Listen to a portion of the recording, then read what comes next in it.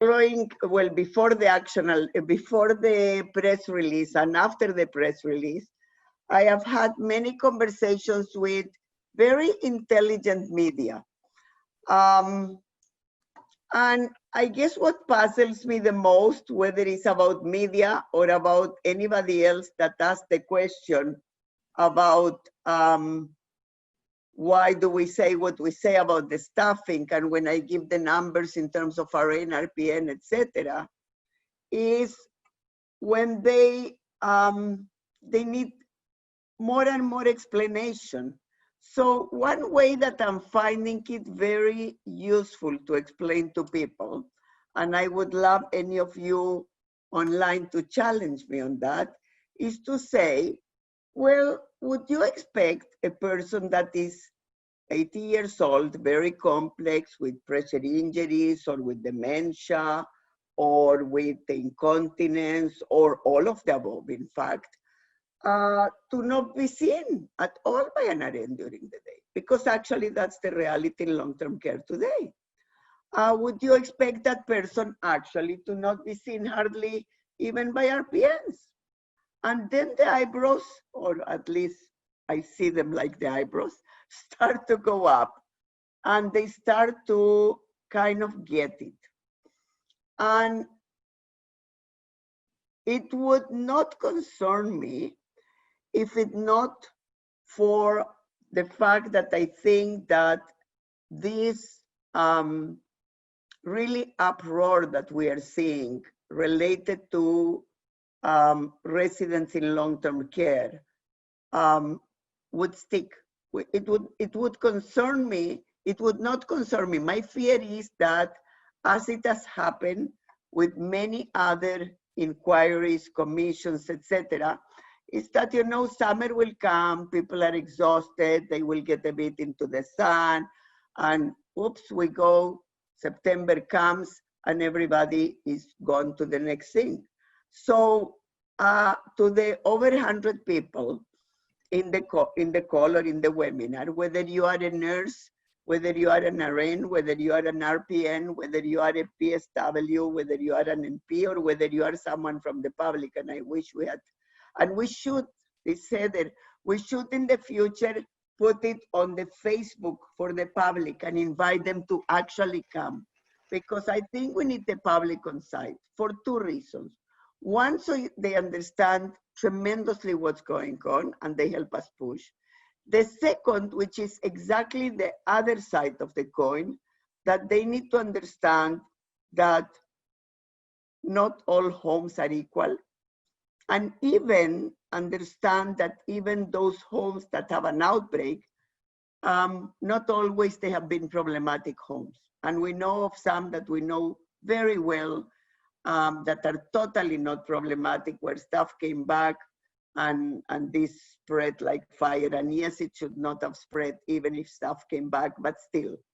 And I say this because I got yesterday, I was in the computer at 1 a.m. Working with the work of my amazing colleagues that had sent me pieces for the annual report.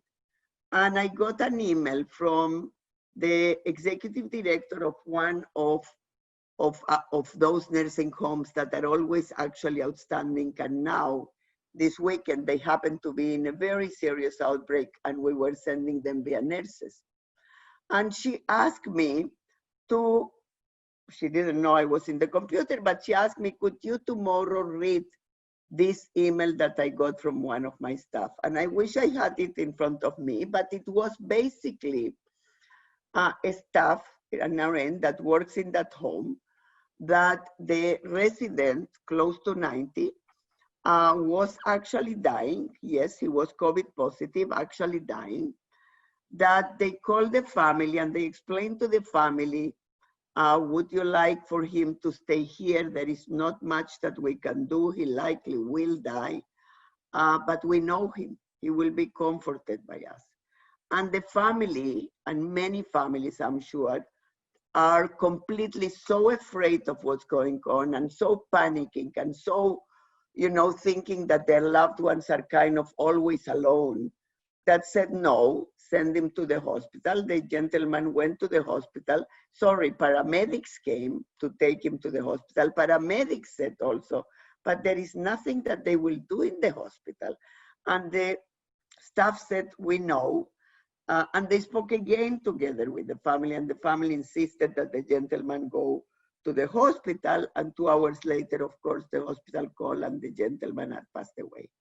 And this nurse and the staff that were at night were devastated because they knew this gentleman for many years and they feel like a family, and they thought we could have been with him at least. He could have been, you know, I'm sure the nurses in the hospital and others are competent, but that's different than being with someone you know. So I think this summarizes the two sides of the coin of this terrible situation. In that case, the staff did blame the report of the army. And to me, it's not an issue of blaming or not blaming anybody. To me, it's an issue of owning the moment and for inspiring, hopefully. But if I say to the media, if we cannot inspire, forcing change. Because it is not fair to the residents. It is not fair to staff. It is not fair to families. Quite frankly, it's not fair to anyone. And I tell you, and I hope that this is being taped, Heather, but if I was a CEO of one of those homes, like the person at the top power, honestly, I would call from a massive, massive protest in the street. Because homes, guys, have been abandoned. It's not only the residents.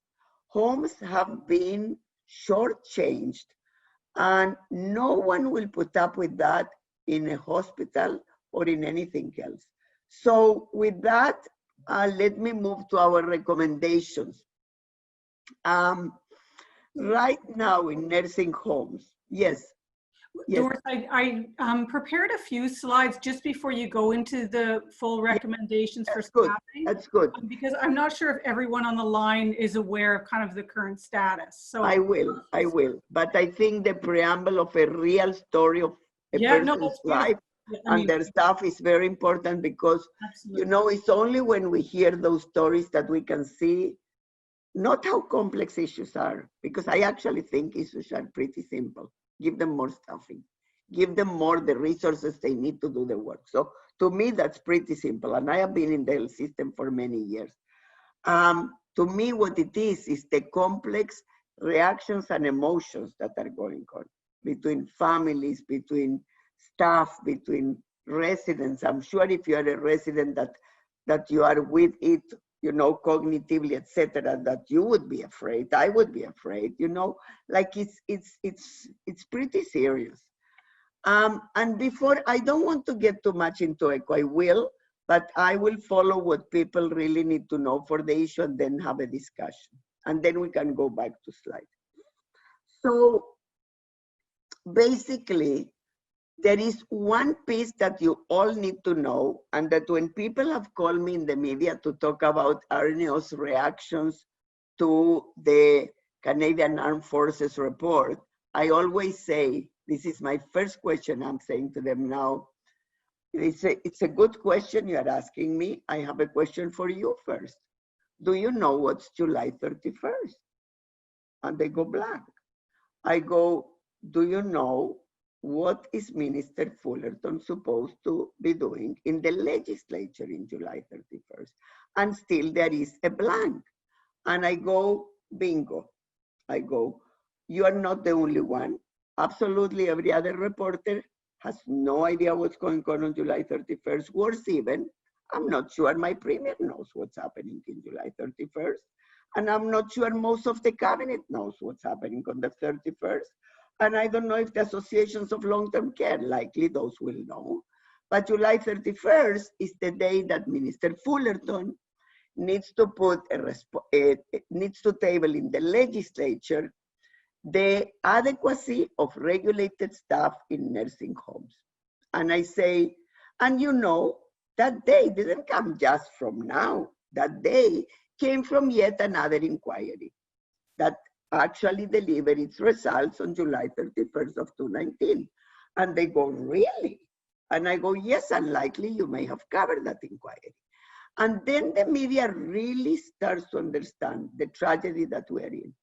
And Heather and the long-term care coordinators are developing, we are developing a whole chart, guys, of all the inquiries, commissions, reports, etc., and trying to see what were the recommendations, because the recommendations of the 4 hours of nursing care have been there since 2007. In fact, in 2017, government said they will implement, and nothing has happened. So first, before people understand the numbers and before people understand from where they come, I have one request. We cannot let it go this time. We cannot, because it is a tragedy. And because seniors, residents, their families, and the staff in those homes deserve better. So we first released in May 12 during Nursing Week ECHO. And I am not going to go in details over ECHO because people will get confused, and it's not the purpose of today. We can do it on another day, Susan, because I want to be very focused with the call for action. But in ECHO, we had recommendation number 6. ECHO is basically about expanding community care, strengthening community care, and anchoring the system in primary care. Because it is not true that the system didn't crumble. What is true is that hospitals didn't crumble, because hospitals were well prepared, thankfully. But the rest of the system did crumble. Long-term care, you already know. Primary care, most of it closed or went virtual. Home care, 2/3 to 1/3 of the volume was lost. Number one, because there were no elective surgeries. Number two, because people didn't want staff in their house without PPE. Community care, if you look about mental health and addictions, which we will have, I believe, next week, a webinar, crumble because they didn't have PPE. It has not been a good system forever. It just now became more compromised. And the list continues in exactly that way. So we issue ECHO 2.0, ECHO 1.0 in 2012. That is 8 years ago, that we have been asking that Ontario needs to enhance community care, because if not, we will not have a system of care that is effective throughout the continuum. We reissued that report in 2014. So people ask me, why are we hopeful, if at all, that now will make a difference? Well, because in 2012, it did a bit. In 2012, it led to the sub-LINs. In 2014, it led to Minister Hoskins saying that it inspired his report on putting patients first. Is it enough? Neither was enough. Absolutely not. But maybe this time it will be more. So we reissue it, and this time we also introduce a new recommendation that is about recommendation 6, which is to integrate the long-term care sector within the OHT model. You know, we are all moving to Ontario Health Teams, but the nursing homes are not a mandatory feature of the OHTs. Okay, so that we introduced, and we also spoke there about the staffing that is necessary, and we gave the staffing that currently have, which is 9% RNs, 19% RPNs, and the remaining is absolutely all PSWs. Not that we are beating or we are diminishing the importance of PSWs, and if you ever hear that people try to spin that, which they from time to time will do, it is not the case. We need two things. We need more volume of everything, and we need a richer skill mix of regulated staff. And that is the piece that we all have control on July 31st.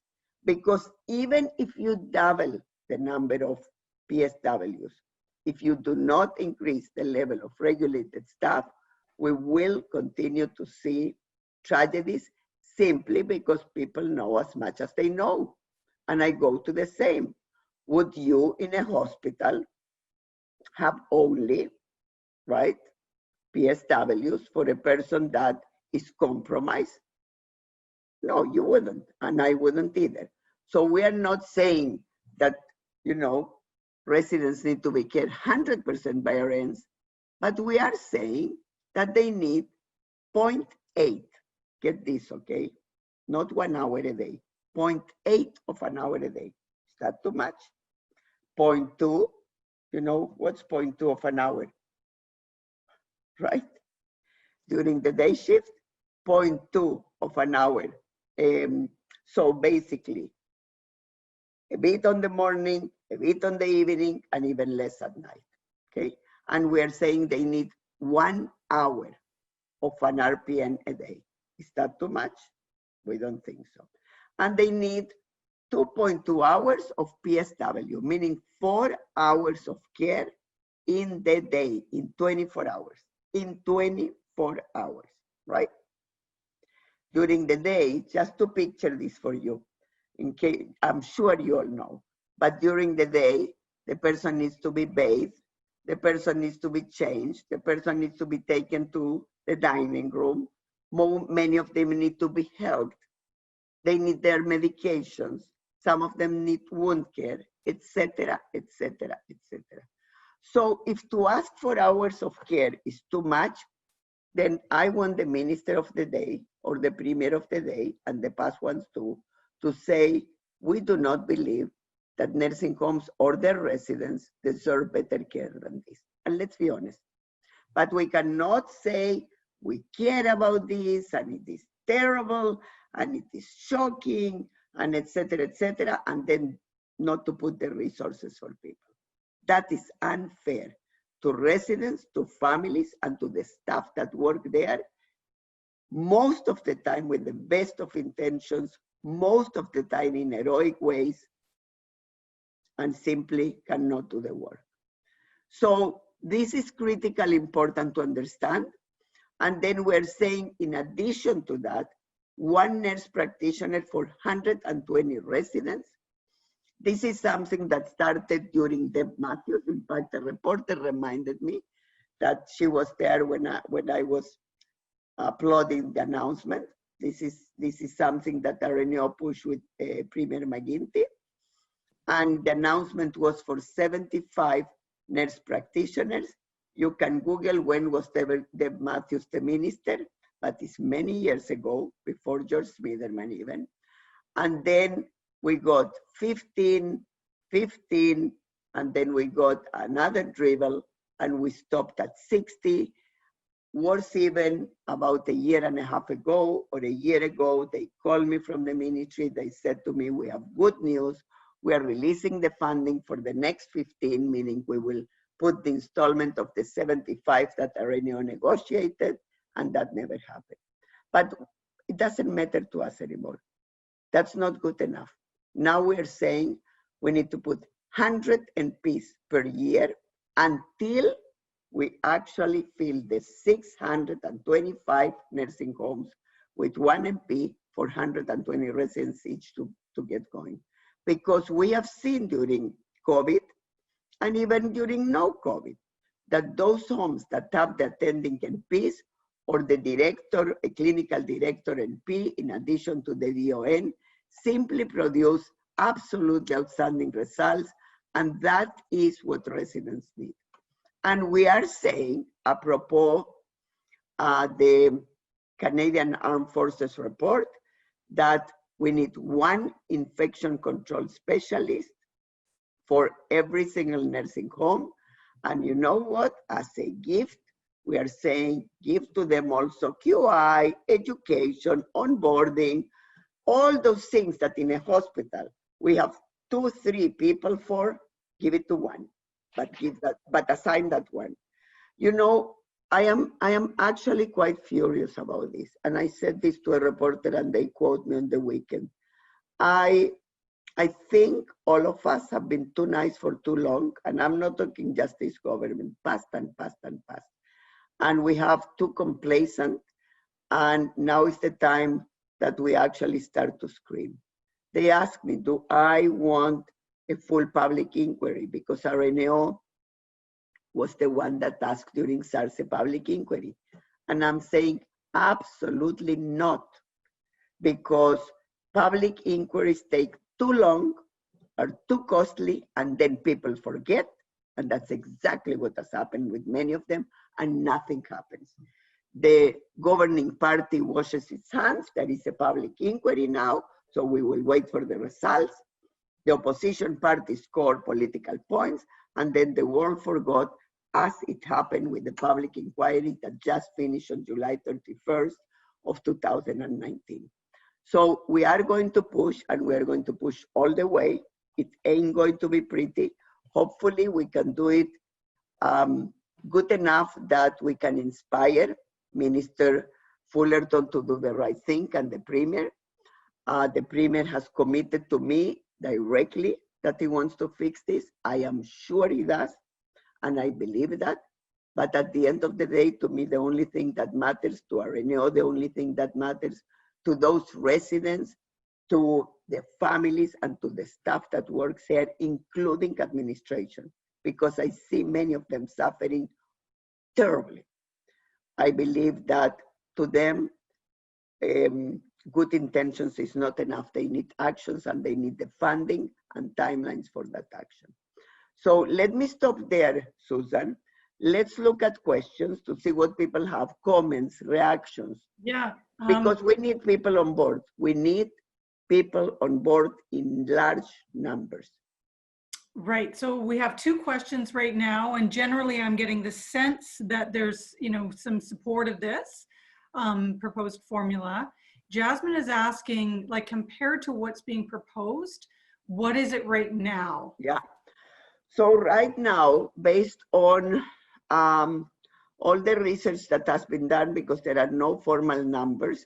So what it is what's in that envelope and what has been charged to that envelope is anywhere between 2.9 to 3.1 hours of care a day. So this, even if you take the best case scenario, will be 0.9 more. If you take the worst case scenario, it will be 1.1 hour more. Guys, I'm talking 1.1 hour a day. Okay, let's be clear. And on skill mix, what we have now is mandatory 1 RN on site. And so you have these homes of 300, 200 residents with 1 RN. That RN is also the one that does everything else, infection control, etc. So basically you have nothing in terms of direct care from that RN, nothing. And not for the fault of that RN. Thanks for that, Doris. There's a question about, oh, my chat box has just jumped up. What is the benefit of prescribing the staffing formula? Would it not make more sense for the home to be able to determine its own need? I find it challenging that I need to have a certain percentage at each level. Well, the answer is very simple. Go to the submissions of both associations of nursing home, both OLTC and Advantage Ontario. OLTC directly says, don't tell me what we need. We don't need RNs. Basically, they have said it during the inquiry last time, and you can go and look for yourself. And Advantage Ontario has said they want more staffing and they want more regulated staff, but they have not come up with what.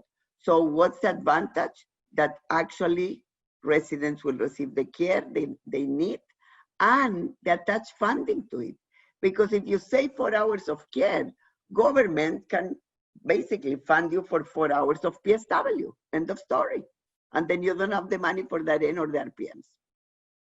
So that's really the benefit. Great, lots of questions coming in, so lots of interest. If you could, do you have a view on, or point of view on the federal government's involvement or regulation in long-term care homes? So this is a very interesting question. And the game and reality that is happening of our provincial government always to try to push the federal government for the funding for this can go so long, because maybe they will do it for COVID, but after that not. And so it's not sustainable in the long run. These issues of staffing in long-term care are not new. These issues of staffing in long-term care, of people sleeping on wet diapers, of people not being able to turn, etc., is not new. It's pre-COVID, is COVID, and will be post-COVID, unless the homes get funded for better staffing, both in terms of skill mix and in terms of hours of care. What needs to happen alongside that is that it needs to be a funding reform. Right now, if you do well, meaning if you do, and we know that because of our BPSOs, best practice spotlight organizations, so we go there, our long-term care coordinators with the staff, we train the personal support workers, we train the RNs, we train the RPNs together. We train other people even together. And then they start to do better practice. You know, they need to report back to us. We measure the outcomes. We are there all the time in there. We don't do, it's not the same as inspections, absolutely not. This is best practice guidelines and BPSO model. The homes then start to have less falls, less incontinence, because we teach how to toilet the residents at certain intervals, and the fluid management, depending on the guidelines, right? They have less outburst behaviors because we teach alternative strategies to engage with residents. They have less pressure injuries. You know what happens next year? Never will happen in a hospital, but it happens in nursing homes. They pull the funding away because the case mix index, which is the complexity of care, and therefore the staffing needed for that complexity, goes down. So the funding next year is pulled away. So what RNO has been asking since 2012 is that we need to fund, that the funding formula is archaic, first of all, in terms of the hours, but also it's a wrong formula. It incentivizes bad care, because the worse the care, the more money you get, right? Because you have more complex patients. I mean, it doesn't sound good, but it's the reality. The more complex your patients, the more money you get. How do you get more complex patients? More pressure injuries, more falls, more etc., right? In addition to people that are coming more and more complex every day through the door, because as you know, people more and more want to stay home, right? So they come more complex and they remain complex, and sometimes even worse because there is not enough staffing. So the funding formula needs to incentivize actually good care, and needs to say the same as now is with the Ontario Health Teams, that if you do well, you actually will keep your savings, not for shareholders, but actually to reinvest in the care of people, meaning either better staffing, more programs, etc. Well, Doris, there's lots of passion on this call. There's plenty of questions and comments in the chat box. So some of it, Heather and Irma Jean might be able to help me pull some of it out. But a couple that I wanted to bring up is about staffing. So just grouping some together, where are we going to attract the infection control nurses, attracting nurses in general to long-term care, and attracting nurses, like nursing students, to become interested in long-term care? So how are you going to get that interest? Outstanding question. Outstanding question. Number one, the better the staffing and the better the work environment, and the better you will have better leaders coming into long-term care. Not better, but they will be able to do their role as leaders. Okay, today they need to be out putting fires down, right? And the more supported people will feel, and people will come. In fact, you will be surprised, but there are many new graduates that come to long-term care. Come to our NELA, the Nurse Executive Leadership. academy. Come to our BPSOs. We have many of them that actually start their career today in long-term care. So it's not the case that young people don't want to go to long-term care. It is the case, as it is in any sector, that they will not stay there if there is not a good work environment, and if they're afraid, as one of them wrote to me over the weekend, that they will kill a resident. One of our VIA nurses, new grad, sent to a retirement home, was there for the first shift. They left the person alone, and this fellow said to me, I don't feel that as a new grad, I can do the work. Not the first night, not the second night. I'm afraid I will do something wrong. So the staff, this type of basic staffing formula that is better will only help us attract the people. People want to work in long-term care. There are plenty of people that is their passion. Actually, it's my passion too, by the way. But there is plenty of people that it's their passion to take care of older persons. We just need to do a better job. And as for infection and prevention control specialists, I'm certain that they will want to come. Nurses always write to the opportunities. You know, parallel that question with, does COVID influence young people or not young people to want more or less to become nurses? And let me give you the answer. Across the world, the number of people that want to become nurses has gone up and up and up and up. So there is no shortage of people that want to work in nursing homes. There is shortage of people that want to stay in nursing homes because of the horrendous conditions that they're put in, not by their homes, but by the people responsible to fund these homes.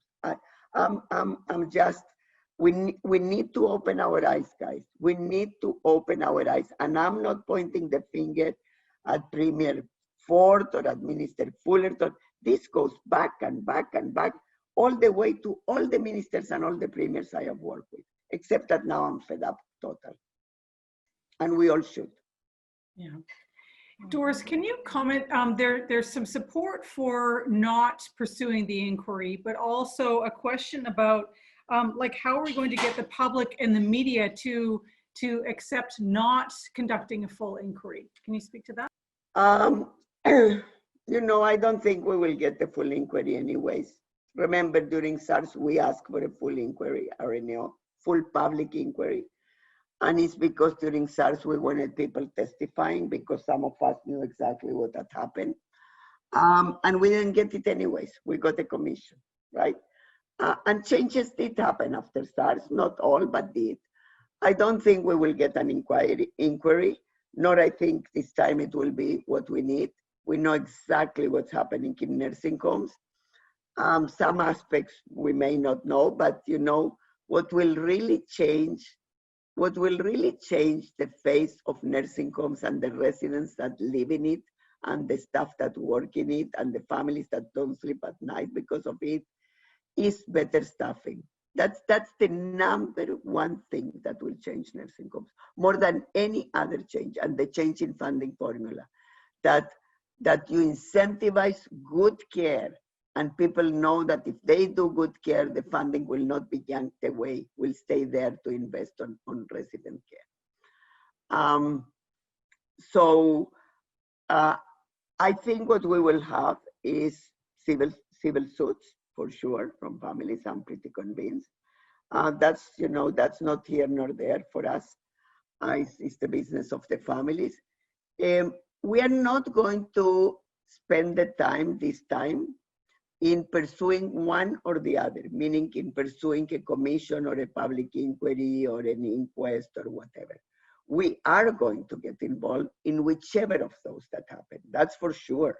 But we are not going to use our energy and our talent for that, but we are going to push all the way to the July 31st. And if we don't see improvements in July 31st, you will see us in the street. No doubt about that. No doubt. This time, we're not going to let it be. There is too much at stake for people and their lives for staff and their lives, quite frankly. For leaders that work there day in and day out. I mean, some of them have been with not even a single weekend off. And I know because I speak with them in the weekend. So this time we're not going to let it be completely, fully. Doris, I see two questions here just to help out here. One is really in relation to where is the government going to get the money from to fund this? Interesting. Where is the money getting them? Where is the government getting the money to many other things? Okay, I can assure you that the same as we fund hospitals, the same as we fund Ontario health teams. I mean, at the end of the day, it's a choice. It's a choice. If you are real about fixing nursing home, then you find the money. If we are not real about better funding nursing homes, let's not say we are. We can decide we want tax cuts, for example, or we want better elder care.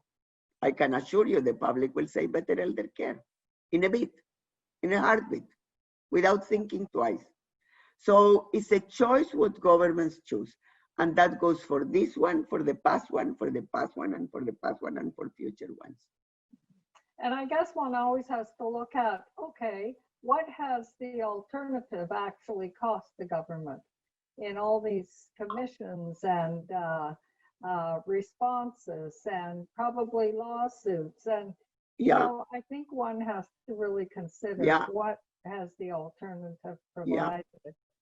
Yeah. Now, there's another question here, which I think is important, and it says, are we actually recommending that we reduce the funding or take it away from the interprofessional team members in order to fund the staffing formula? Not at all. The interprofessional, we're leaving it as is, and it's part of our recommendation also. And no, we are not taking nothing from the interprofessional team. We're basically adding the 1 hour a day, which is more towards the regulated stuff. So we are saying a higher dose of hours of care and leaning towards more regulated stuff. Okay. And then a question about, are we talking about funding for for-profit as well as not-for-profit for this staffing formula? Yes, because the access is universal access. Otherwise, we are creating a two-tier system, right? So for both, absolutely for both. Yeah. And we are saying that if care improves, if they also do funding reform, that they don't take money away, and it's not only CMI, but it's CMI plus what we call quality outcomes, and therefore the care is better, and thus there is savings. That saving is not for shareholders. That saving is to reinvest in programming for residents or staffing, or programming for staff to improve their competencies. Okay. Okay. Do you want me to keep going here? Well, I just have one question sort of from earlier on in the webinar that I wanted to address, and that was about the role for CNS in gerontology. The people who are really asking for that, proposing 1 CNS per 120. So we are saying nurse practitioner because of the necessity to diagnose and prescribe. But in the submission, we will put that for those homes that cannot find a nurse practitioner, it's not that it's don't do nothing, it's a CNS. Absolutely, yes. Okay.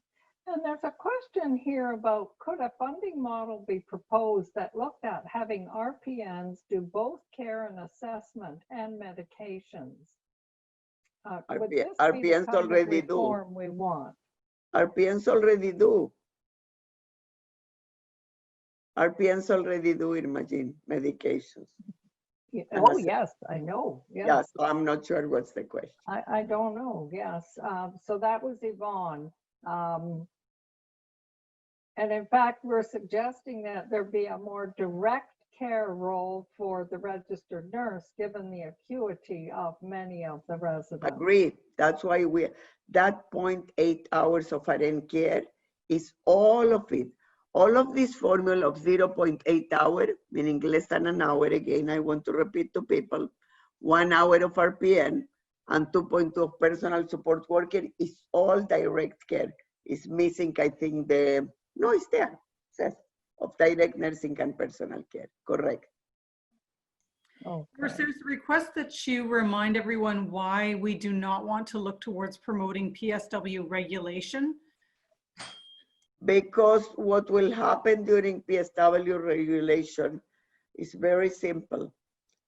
Government and operators will wash their hands. That's it. You put someone that study anywhere between 3 months to 6 months.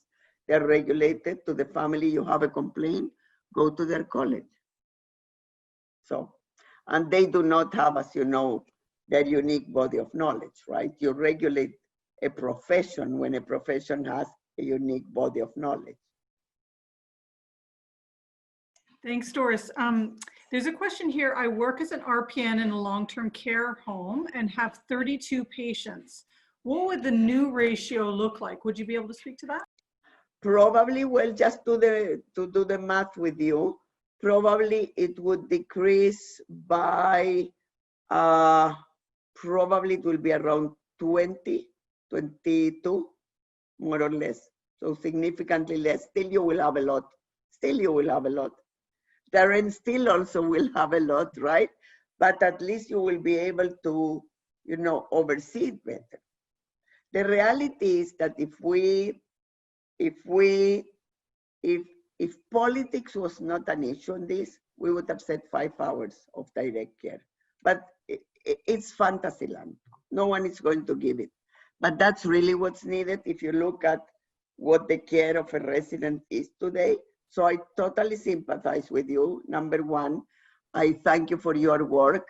And number two, please tell people that you love working in nursing homes, because I think that is a myth to think that people don't want to work in nursing homes. What people want is to be able to do better work, to spend a minute with residents. Like when I read the report, and of course I get horrified that is force feeding. I get horrified about everything that is in that report.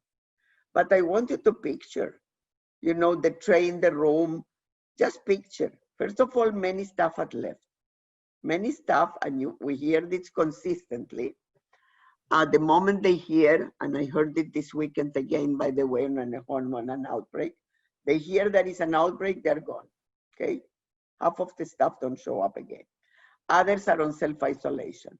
So picture the few that were left in the homes. Can they really stay in the room with the resident to feed the resident the way that that resident deserves? It will mean the other residents will go without eating nothing. Like the situation that they were put, this is the piece that makes me so upset, right? I knew about one of those homes, and I've been pretty open about that, Orchard Villa, one of the ones that is the worst. I knew 10 days before it was out in the media, and 10 days before it was with the army came. And I knew because actually government called me home one night to discuss what we could do. I begged them to give me the keys so I can go with the long-term care coordinators and bring staff and fix the problem there, because I could not go to sleep after I heard about that. All I could think is about those residents alone in that home, because I knew that they were likely alone. Like, it's not easy to write reports. I shouldn't say that. It's very difficult to write reports. But it's the final accountability, in addition to the operators of the homes, is with funders too. I absolutely believe that. And not just the ones today. Pass. Because we had, this is not something new. And anybody that works in nursing homes, go to a flu season time and you will know. Go to another problem in a nursing home and you will know. And now we knew from the beginning. RNO asked from the beginning to do universal maskings for the nursing homes. Before even we asked for the hospitals, we said give first to the nursing homes because of the vulnerability of those residents. So there is nothing that is shocking, it's horrific, but there is nothing that surprises me in that report. What surprises me even more is that people are shocked. People that understand, and government, and a Minister of Health who should, Minister of Health and Long-Term Care, Minister of Health that was ombudsman and she has heard about issues with nursing home before, Minister of Long-Term Care that she says in the past she worked in a nursing home, and all of us, me included. We know what's the situation. So let's take action. Doris, I'll ask another question and then see if Heather has anything that she's noted in the chat box that seems particularly important that you might not have addressed yet. But can you speak a bit about salaries and the discrepancy between what a nurse in long-term care might make versus a hospital, given that the people are so much more acutely ill nowadays in long-term care? Yeah, so let me start with this, just to make you feel a bit better to whoever that wrote the question. Long-term cares are not the worst per cousin. It's usually the RNs and RPNs in primary care, just so you know. Not that I'm justifying it, but we likely will start to ask for the same salary across the continuum of care for everybody, meaning for everybody within the categories, right? So NPs, we are already starting in the report for NP, for the NP task force. Doesn't matter which sector, same salary based on seniority, etc. We want for the RN the same, and of course we will need to talk with ONA, but I'm sure actually for ONA it is that the case. If they're unionized, it is the same, so here you go. And for RPN should be the same. And we don't have much power on that. We're not a union on that, but follow the ONA model then. You know what I mean? It is the same across the continuum of care. I believe. I should ask ONA, I am assuming. I think the other thing, if we really hope to recruit the increased numbers, the health human resources policies and standards have really got to change. I mean, that is why long-term care isn't seen as attractive. It's morally exhausting. Distressing and exhausting. And then on top, people feel, and I get paid so little, and people feel devalued. So I think, frankly, some of the impact will be just a change in how we look at those who are providing care in long-term care homes. I'm still fighting tooth and nail, and I think, I don't want to promise, but I'm hopeful that directors of nursing in nursing homes get the 4 hours, the $4 per hour. Mm-hmm. Those women, for the most women and some men, have been working their butts off. They have been working 11 days straight, most of them, with no retrieve from it, with sometimes 14, 15 hours a day to miss doing clinical work on top of decision-making work. So that's one that we're pushing. We did succeed with the consumption and treatment services. They are now going to be paid. I put that in the blog on whenever I send the blog. But we are pushing also the directors of nursing in long-term care. One of the other questions, Doris, that's coming forward previously in the call and again surfacing again is the whole issue around care of older persons and long-term care being seen as a specialty area of practice, and how that might be positioned in schools of nursing as new practitioners are being prepared to really highlight the role and opportunities in long-term care. If you could speak to that. Yeah, absolutely, yes. And I love whoever that did the question and tell that person to put a resolution. And as an aside, I'm smiling because years ago, there was a resolution about this in an AGM and someone stood up from the education system and said, don't tell us what to do in education. And we said, yes, members can say what they want. You may not do it, but members will say what they want. Absolutely, it's a specialty. And this is what to me, I mean, one part of me says, thank you to the people in the hospitals that send staff to help nursing homes. The other part of me says, how presumptuous to think that someone in the hospital knows what to do in a nursing home better than the people in the nursing home. It's not that they don't know what to do, guys. It's that they don't have the hands to do it. They don't have the time to think even what to do. So it's the same as saying, let's send someone from a nursing home to the ICU of a hospital. Like people would think we are bananas. So yes, it is a specialty, absolutely yes. Can we demand that it be a specialty for everybody? No, because then you will not have enough, because the same happens in other sectors, right? But perhaps once we get this, a certain percentage should be. And let me tell you that some of the BPSOs that we have actually incentivize certification. You know, ICN has the certification for RNs and RPNs, and the nursing home, Villa Colombo, incentivizes it and pays it back to the nurse. So go for it, guys. Doris, I'm wondering, there's just such high level of engagement from people who are participating tonight, lots of suggestions. And is there a way that if people want to, you know, support this further, can get involved? Like, do you have any thoughts on that? Yes, number one, Twitter. For real, I'm saying, for real. You need to know that all the ministers, not just the ministers of health and long-term care, premier, follow RNO, follow me, follow Angela. Follow us, please. So if you can write the Twitter of RNO is at RNO. I think that's simple, but you can look, Susan, and you can write it if you don't mind. I'm trying to look myself. It's automatic, so I don't know. Mine is Doris Greenspoon, no dot in the middle, just Doris Greenspoon. And retweet. If you can write, also comments, good, but if not, retweet, retweet, retweet, retweet. Because from now till July 31st, all you will see, in addition to the regular tweets, is this, the basic staffing formula. And we will put it out, basic staffing formula. Residents deserve better. You know, either we are serious about fixing the problem or we are not. So that's one way.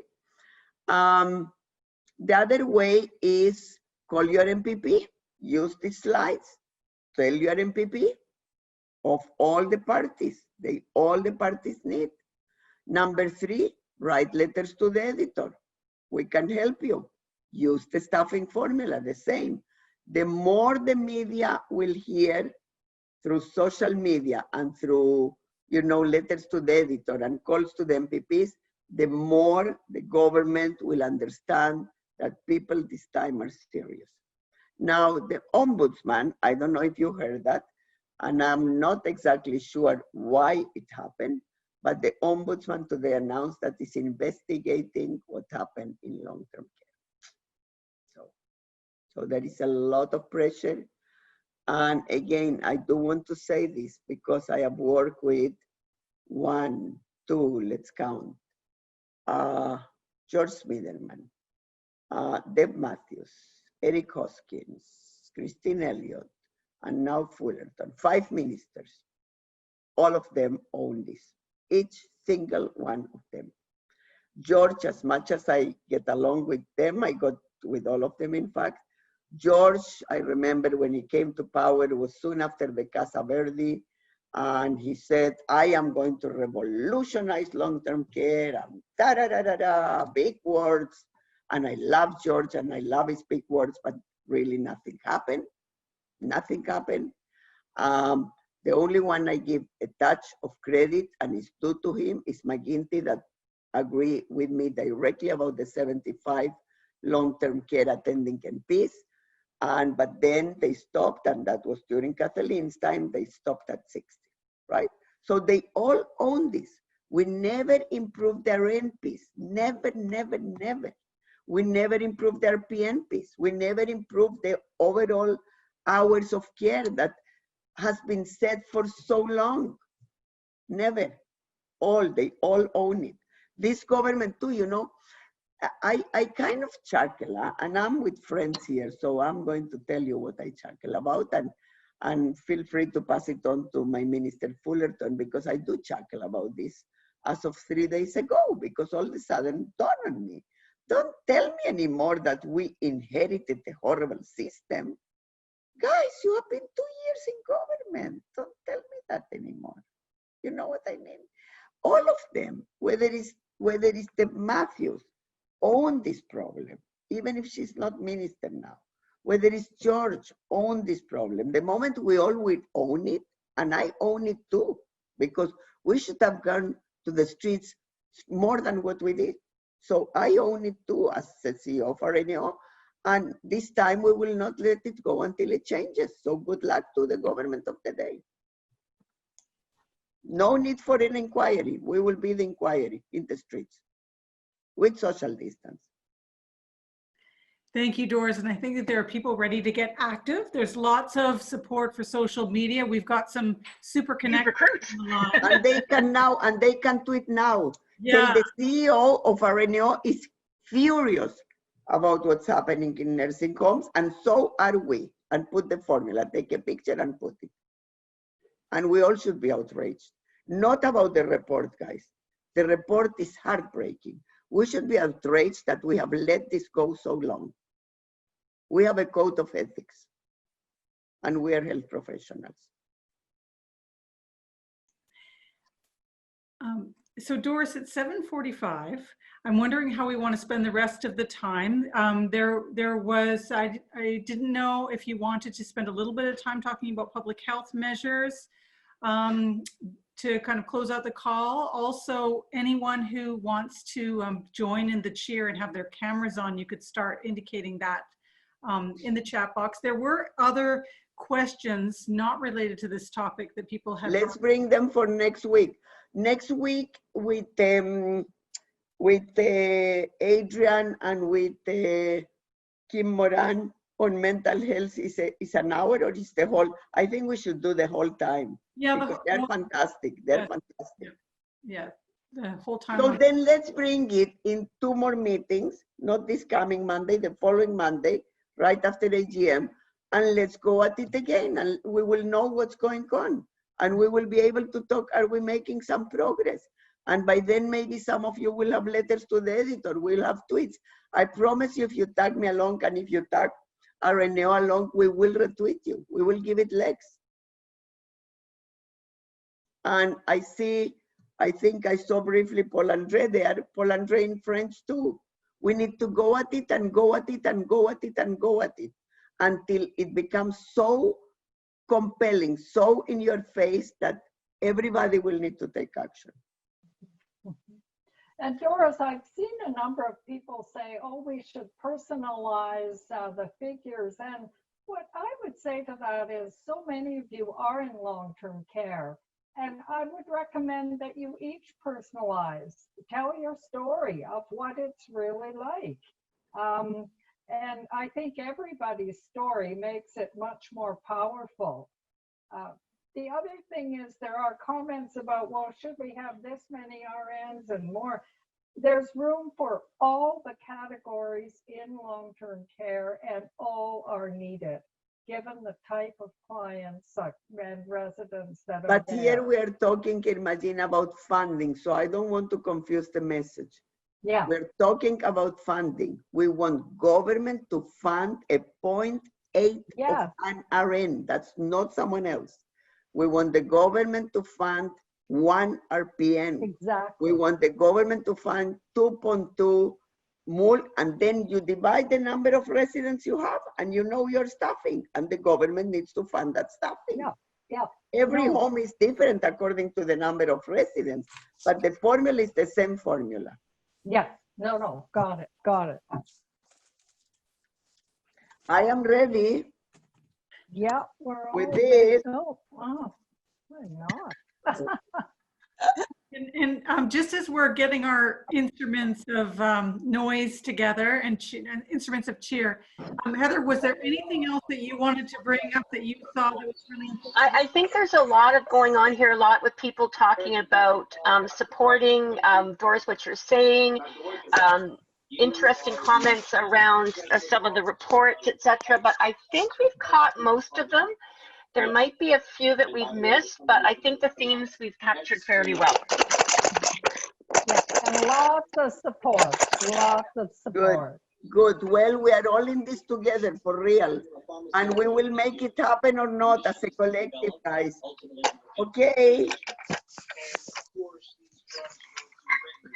We will make it happen. Morgan, during your time. Morgan, say hi to people. That's my president elect. Where is Angela? Angelina. Angelina is not there. I can't believe it. Okay, you need guys to come to the AGM. 400 people already registered. Hi, Betty. Wow. Okay, are we ready? What are we saying? We're in this together. Let's pick nursing homes. That's what we will say. Okay. Let's pick nursing homes. Let's Let's pick nursing homes. Let's pick nursing homes. Funding for nursing homes. Follow the renewal formula. Follow the renewal formula and cheers to the workers in nursing homes. Bravo. Let's thank you for your support.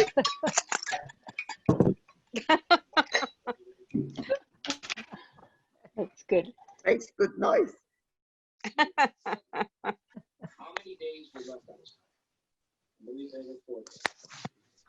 Okay, guys. Thank you. So who was the one that works in a nursing home? I want to see the person that works. Yeah? Jagjit, thank you for your work.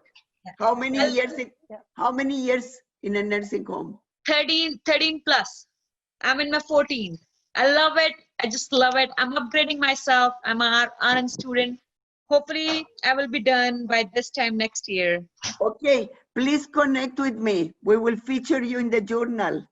Sure, thank you. I will. Thank you very much. Okay, and Twitter. Thank you, I will. Tweet, I love working in a nursing home. Please help me give better care with more staffing.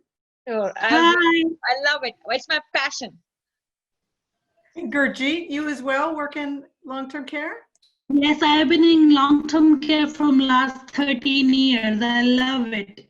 Our workplace is like we're doing really good with this COVID-19 situation. It's really going well. And I think the infection control measures at our work are great. We have no issues so far. Good. That's good. Thank you, guys. Take care. Thanks, everybody. Thank you. Bye.